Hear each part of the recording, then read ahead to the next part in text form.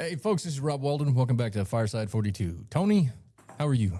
I have learned lots about water today. Not Canadian water, American-made water. Good old-fashioned American water. Num. All right, so today, is there anything, I don't think so, because we would have talked about it off air, but is there anything that we need to bring up? About? I don't know. I'm going to say the answer is no. I guess I'm just looking for banter. What? Lisa in the background singing. Is she back there? I think to myself. What a wonder. This has been a day. This week, today we sat down with Josh and Michael and Billy, and we talked about how TAs are made. If you remember way back in our very first episode, our test episode, we chatted a little bit about that. We went into much more granular detail about that today. Yeah, we did. I think they did wonderful explaining every detail about that process. All three of them, I mean, there's no other way, any better way to say it than how they did. So, yeah.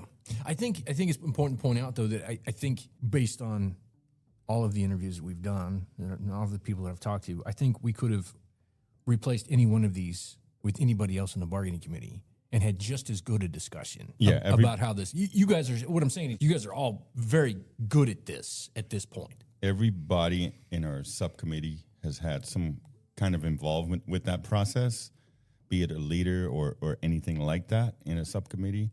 Every person on the bargaining on the subcommittees has had this experience throughout this whole process for the last year. All right. Well, let's get into it. Let's listen to what they have to say. Yep.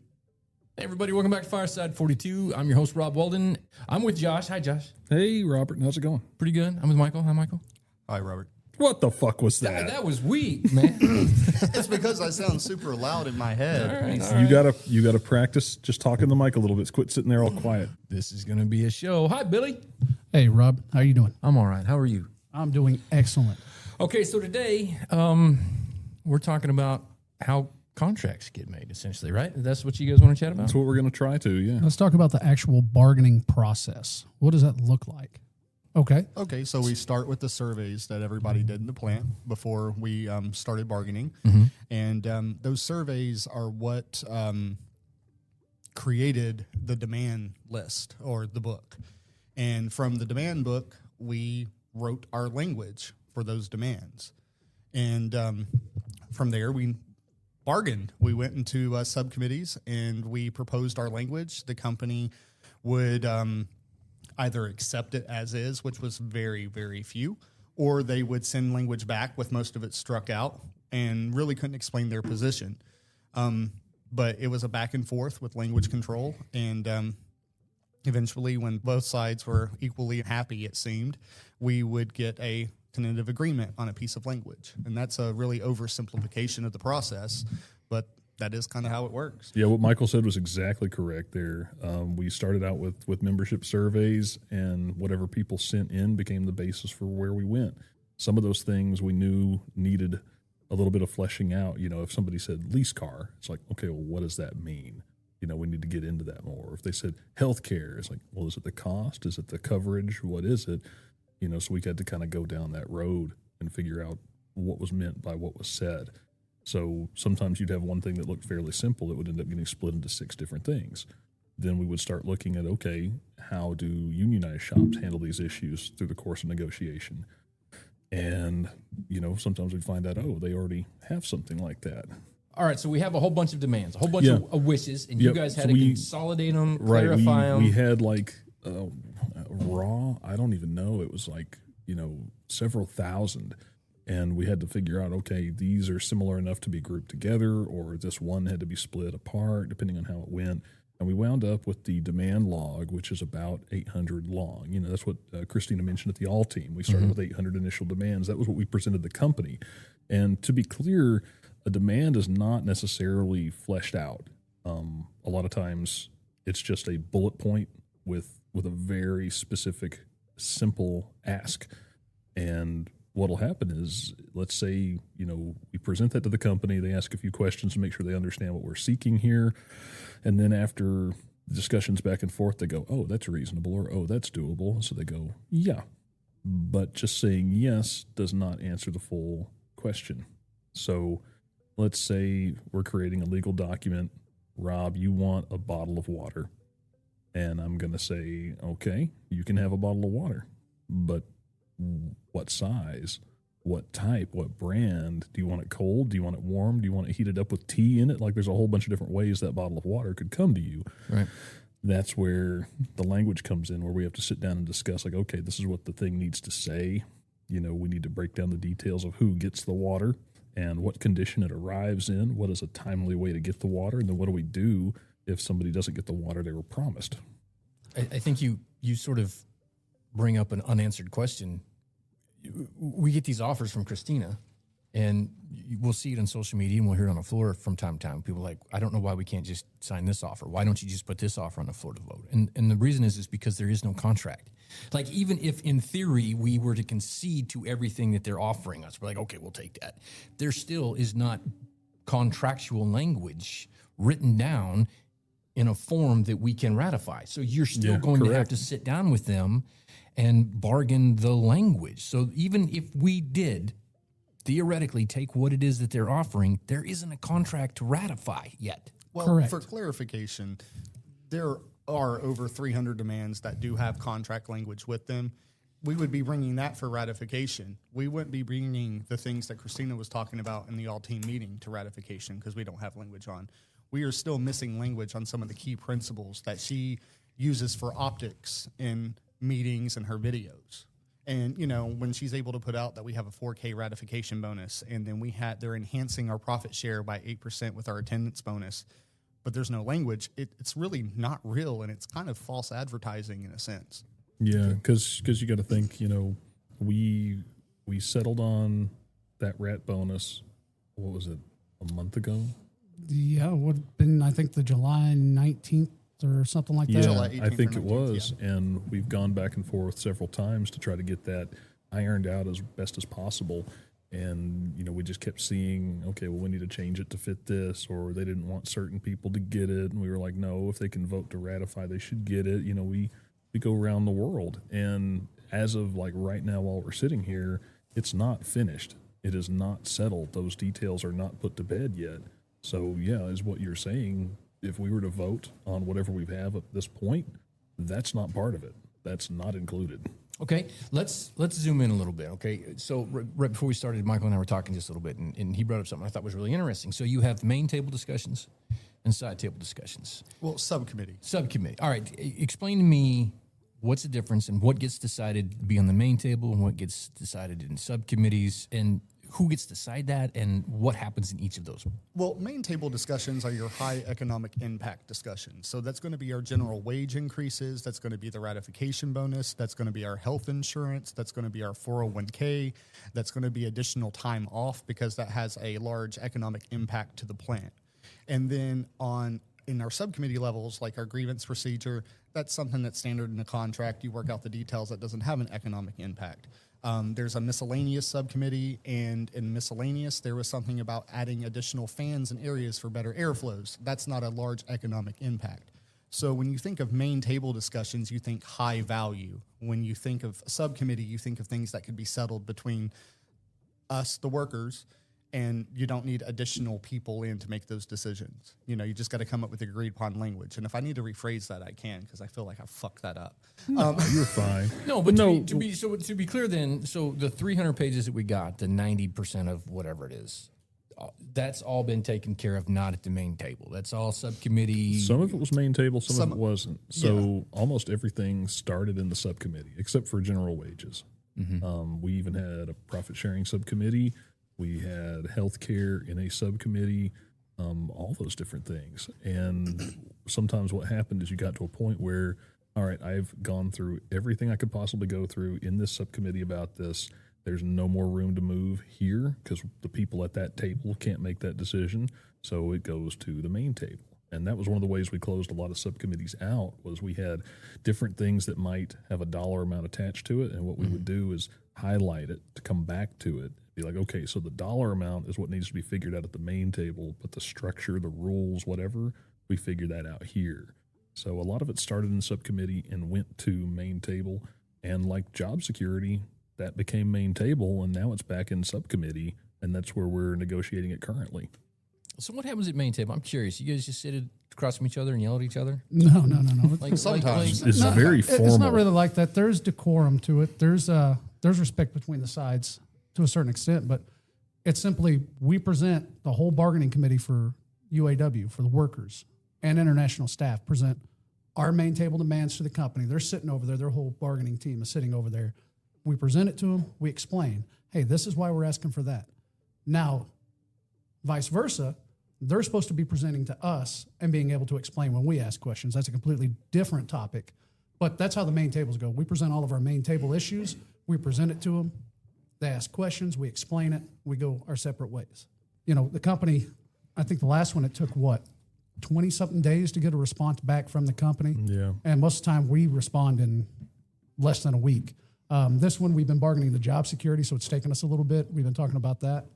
But our responses are always the day after, or maybe 2 or 3 days after it. Yeah, by doesn't and take large. doesn't take us weeks to come up with something. Now, this time though, it's if I correct me if I'm wrong, and it happens, but you guys are trying to catch up on some of the TA language. So you have you made your pass yet? Since the last pass, you guys still? We haven't put over a main table pass yet because the biggest thing that came across was the job security proposal and the plant closing proposal. So we're currently discussing job security right now. Plant closing we haven't got to yet for a variety of reasons. But You guys are working. You didn't just go on vacation.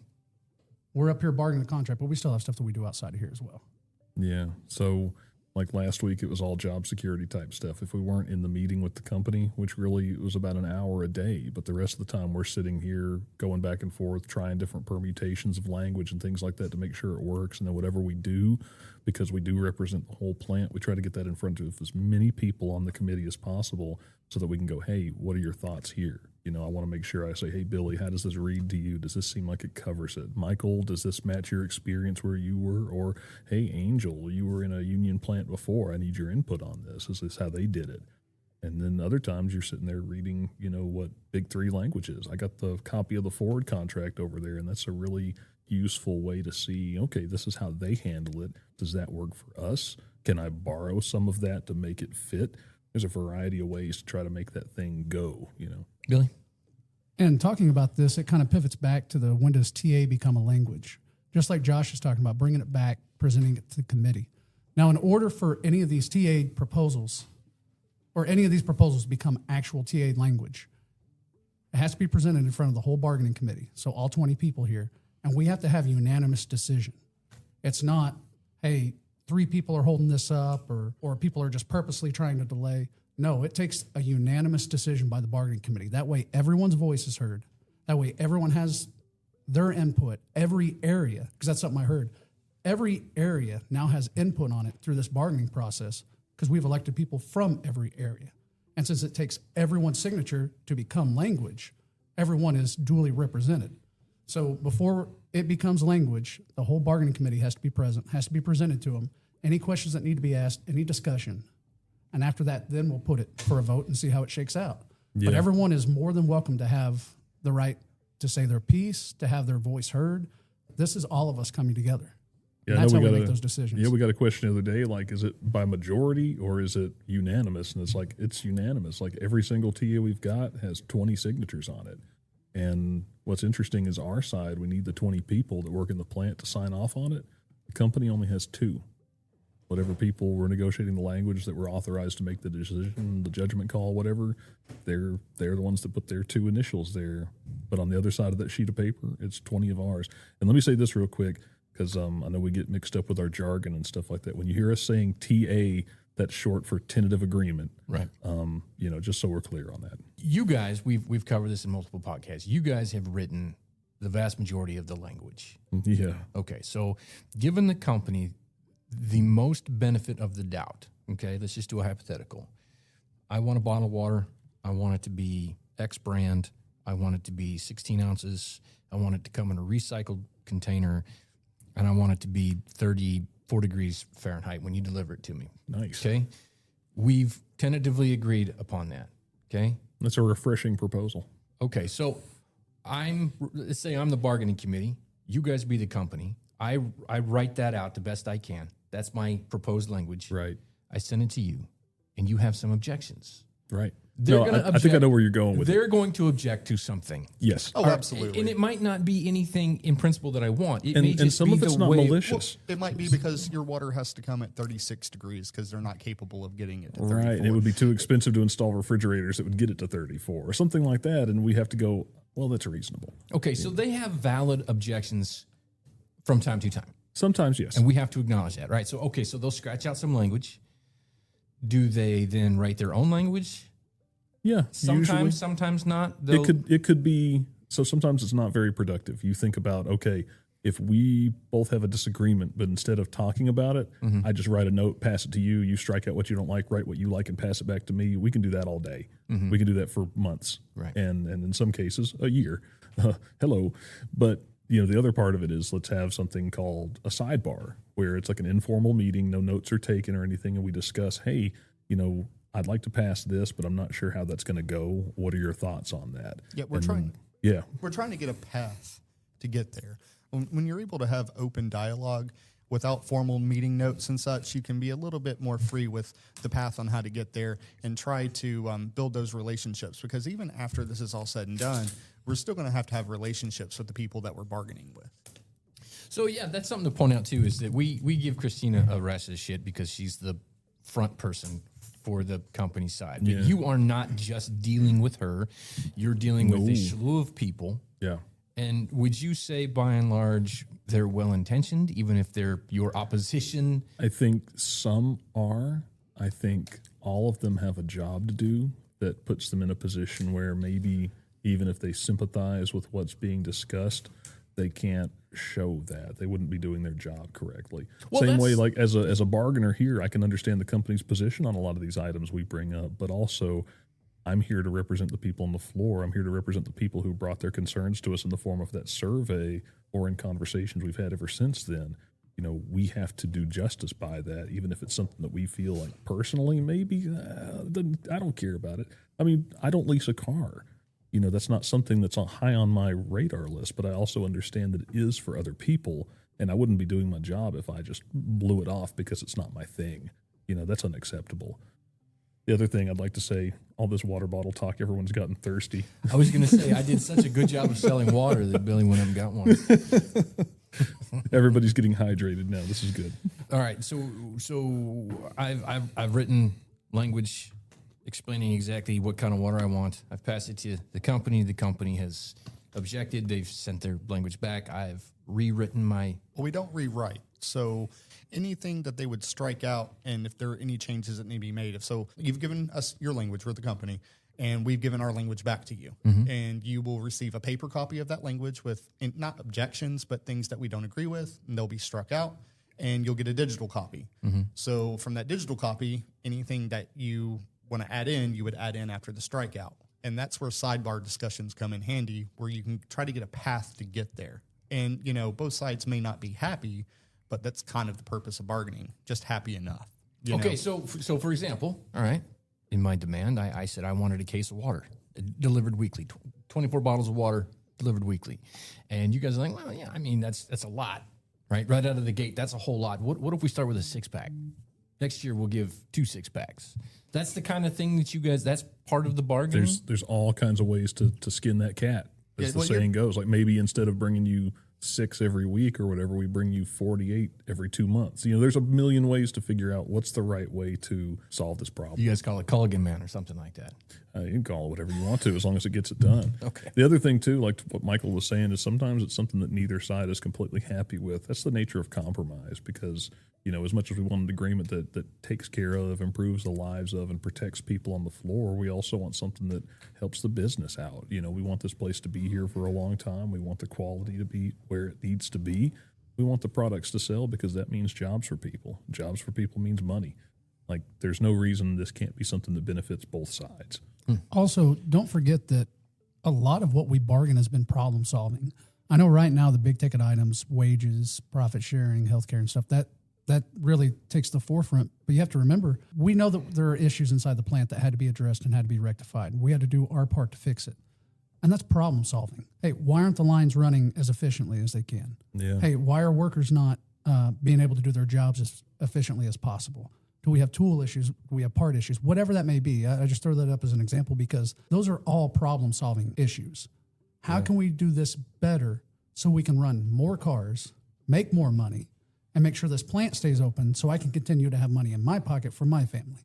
That's the name of the game here, guys, is keeping money in our pockets to be able to provide for our families. I can't tell you how many times we were in a meeting telling a story about, well, this happens on the floor and the person across from us is in charge of that. They go, it's not supposed to. I'm like, well, it does. So what do we need to do to keep it from happening in the future? So when you hear about the all the TAs, the vast majority of them are problem solving. How do we make it better? A lot of employees have been here for a while. We have some that are short, and we need all the perspectives because if you've been here for a while, you lose sight of some things. If you've been here for a short time, you may not know the backstory on all that stuff, but we see those things. We see the issues that need to be fixed. And that's really where we come from is, guys, we know there's problems. How do we fix it? That way it serves the membership and the company. So that way we're both successful. Don't ever forget, we're here trying to make this place better so it can remain open, so we can build better products, so we can have guarantees and job security. That's what we're here for. Yeah. Well, all right. While also improving safety and hopefully injuries within the workplace substantially decline. That's all problem solving there. Ergonomics is a big thing of part of those TAs and problem resolutions. I mean, really, I'm excited to get this contract ratified, but we need to finish up what we currently have on the table that's not finished because that's some of the most important pieces of the puzzle. Big parts. Okay, so we've solved a problem, right? I've made a proposal. We've gone back and forth on the language a little bit. We now have where I'm satisfied with what the thing says, and you as the company are satisfied with what the thing says. That's a TA. That could be a TA. So what happens? We just sign the piece of paper. At that I sign point, it. You sign it. At that point, yeah, both sides take a look at it. You know, it's nothing. There are no gotchas. There aren't supposed to be. It's supposed to be good faith, straightforward. Here's the deal. And so they'll look it over, make sure their side approves, you know, whatever that approval process is. And then we bring it back here. And our approval process is really, we get everybody in the room and we read it from top to bottom. If somebody's on PTO that day, we read it to them when they get back. We make sure everyone's okay with it. And if anyone has questions, we talk through it. We discuss it. Sometimes we get input from international saying like, hey, look, we had this problem in my plant. This is why we do it this way. And it's like, okay, it makes sense. And then we all sign it. The company signs it and each side gets a copy. So everything's done in duplicate, and and then that is the TA. You put that issue to bed, and then you move on. Correct. And that's how we got 300-ish TAs and done. And some of them we've had to go back to and kind of add in some things, some addendums and stuff like that. We have some that be a TA number, then we would have an A beside it or something like that if we needed to kind of touch up something as it comes out down the road. So that brings up a good point too, because we talk about this on and off in episodes, and it's been brought up at update meetings, and you were just talking to a team member about this, and I think it's important that, so the TAs are tentative. It's a tentative agreement. Correct. It's an agreement in theory. It is not voted in on. It's not law. So it is subject to change. Typically, if you have a tentative agreement, changing it would require both sides. Mutual parties would have to agree that we're going to change this TA. Once you have a TA and once you have it signed, that is going to go into the agreement. Now, we're putting the cart in front of the horse here, but we're at ratification. We're selling this contract. We're telling you what's in it. We got the highlights out, the white pages. You're free to read, and the membership decides that nope, we don't want this. This is shit. And they vote it down. Then we go back and we look and see what did we do wrong? What do we need to change? Do we need to change anything? And I really don't think that we have done that bad of a job that is going to happen. We hope. But that is a possibility because we are not the final deciders on this contract. The final nail for this contract is 3,200 people that get to vote on it on the floor. Right. That's correct. That's why it's a tentative agreement, because none of it is official until membership votes it in. So the 20 of us and the company can agree, yeah, we agree with that. That's what we present to membership for them to approve it. So whatever we have we think is good enough that we bring to the membership, that doesn't count for nothing until membership actually approves it. Yeah, when we harp on things like, member approval and voting and the democratic process and things like that, it's not just corny banter. It's really what we do here. Because, there's technically a TA could still be something that's, in play on the field. But generally, It's only a TA because membership hasn't voted on it yet. Once they do, there we go. And again, if there are certain things that are still hanging out there that are critical things, because remember, every demand we've got came from members. We're not doing our job legally if we don't represent that. And if we leave things hanging on the table because somebody wants to vote on it now, it's like, no, we can't do that. We cannot leave these member demands completely unanswered. It's just not right. It goes against everything we're setting up here. Okay, so then let's project into the future a little bit and speculate. And maybe you guys know the answer to this. So at some point we will have an entire contract of TAs. Yes. Okay. So as we know, we've talked about before, there's 300 already. That's a lot for, say, me to just vote yes or no on. Like, I should have an opportunity to review it, right? So even after we get a completed body contract, Yeah. it's not like we're going to vote on it the next day, right? You got to give it to the people, There's, and we get there's to a review period it. of time, I don't remember what it is, but I recall it being fairly generous where the entire agreement would be available for people to view either in a paper copy or online, I think. And you can do that. We'll also be creating, Michael mentioned a moment ago, the highlights where, for a certain topic, a certain genre, if you will, hey, these are the big things we were able to accomplish around this, that, or the other. And also, member meetings and stuff where whatever the final product is, like, we'll all be there. And so anyone that has questions or wants to know, like, we'll be there to explain it, because the people that actually wrote it are going to be the ones standing in front of you talking to you about it. Right. That's absolutely correct. And just to add a little bit to that, we have to print enough copies of the language for 10% of the workforce to review. So that's 320 copies that'll be floating around the plant. We have to print up. Also, what Josh was talking about being at the meetings, we're going to have membership meetings for membership to come in and ask questions, understand in person what's going on. That's where we as the bargaining committee have to say, hey, this is what we bargained. This is why we did it. This is what you get from it. This is what changes. So that way everybody has a basic understanding. There's no going into this, hey, I don't know what I'm voting on. I'm just voting. We're going to provide opportunities. There's going to be online copies of the contractual language that we're proposing. There's going to be in-person copies. You're also going to have in-person membership meetings, and you're always going to have your bargaining committee here so you can ask questions. You can call, see, come up here, whatever. And that way you can get answers to your questions. That way you can be well informed. We only want people voting on this. Personally, I don't want people voting on this if they're informed, if they know what's going on. I would rather you make a sound decision, and it may not be something I agree with, but at least you have the knowledge. Okay. Period. Oh, all right, then. Is there anything else that you guys can think of that we haven't covered here? Do you think this is pretty? We've been talking about. I suppose we could have episodes on how this is done, but I think we've done a pretty good overview of the entire process.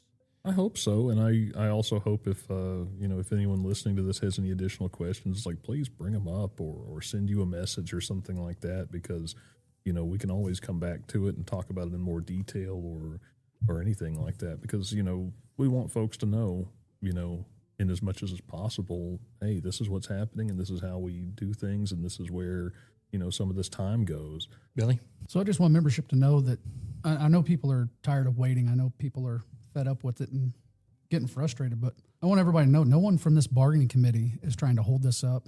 No one here is saying, hey, we're trying to ask for the impossible. What we're asking for is standard, what's deserving of the membership at this plant.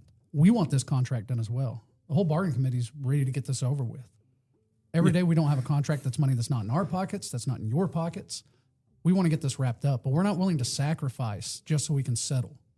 Yeah. Christina's been presenting to everyone, all these things, and it's her job to make you believe they can't afford this or they can't do that. That's her whole job. That's what she's getting paid to do in this bargaining. Yeah. They haven't made any sort of a last, best, and final offer, which, to be clear, means nothing. It means we keep bargaining. But they haven't even given us what they call their last, best, and final offer, and people are already screaming, take it, take it, take Right. it. You can call it We your haven't first, even worst, pushed and them to the initial. edge It's yet still that just a that name. they want to claim. Yeah. So let's be patient. Like I said, all of us want this done because we know every day on the floor is just as bad as it was yesterday. Yeah. Billy, every day on the floor is just as bad. I want it It's gonna done be too. until we have a contract. But you know what? It's like, how long have we been trying to get to this point? Like, how long, how many weekends, how many weeknights, how many times were you away from the family because we were trying to hold a meeting or talk to some people or hand out flyers even or something like that? It's like, I think we all have too much invested in this now to let it go and be half what it should be, or to settle for less than what Spring Hill down the road gets, or Kentucky Truck Plant, or any of those kind of places. For 14, almost 15 years, everybody's had to settle for what Volkswagen determined was what they could give, what they thought was they're being so gracious in giving us those things. It's not that way anymore. We now have labor representatives. We're now bargaining our contract. It's up to us to decide if we think it's good enough for us, the workers, not Volkswagen anymore. So for everybody screaming, take it, hey, we've been waiting 14 years to get to this point. We've been waiting 14 years to be able to determine our own future and have a say in what goes on in that plant. Let's be patient and make sure what we have in the contract is actually what the workers of Chattanooga need and what they deserve. What they told us they need, what they told us they want. Yeah, that's absolutely true. Isn't it ironic, up into the vote, all the local politicians that said, why would you give up your say in a workplace? Like we had some say being an at-will employee. And here we are today sitting here talking about what we've achieved and that you actually have a say. You've had a say. Like the demands and the language that we have came from you. It's just amazing. Well, it's funny when you look at the narrative, just like politicians said, you're going to give up your say in the workplace. It's the same thing that Christina's trying to spin to us now, right? Like you had a say in the workplace before. You don't need this in the workplace. Just like they said, they can never afford profit sharing. They can never afford this. And then 2 months later, and for the first time, we're going to have profit sharing in Chattanooga. Oh, well, where'd that come from? Kind of weird, isn't it? The language is still lacking on that, though. But for them to actually come, I mean, it's all the same messaging, right? Try to distract talking and about displace and make you think something else. It's all a sleight of hand and a magic show. It's the same thing the politicians do. It's the same thing that Christina's trying to do to the membership right now. Talking about all these great things that we have, but we don't have language on some of them. Right. Or 2 months ago saying we can't do it. Now magically we can do it. And I mean, that's the whole thing. The desire to be done is not the same thing as the desire to settle. Don't ever confuse those two. Can I just say that I'm sensing in not unnoticeable elevation in y'all Spitfire today? Thanks for coming in and talking. This is Fireside 42. We're out. Those guys were full of Spitfire vinegar today. They're a little rowdy. Need some water to cool them off. I know. But anyway, I learned a lot. I learned more. You think in Canada they sell water in, what do they call it? Milk? They sell them in what? In Canada they have milk bags. So I wonder if they have water bags too. They have douche bags.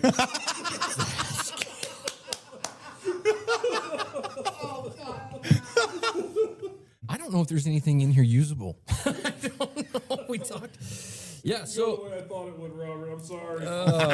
This is why I don't involve myself in such serious. You gotta leave some of this in. You can't kill all these darlings today. We didn't make fun of anybody. There's no mention of Taylor Swift. You can leave a lot of this in here. We'll catch y'all next week. This is Fireside 42. We're out.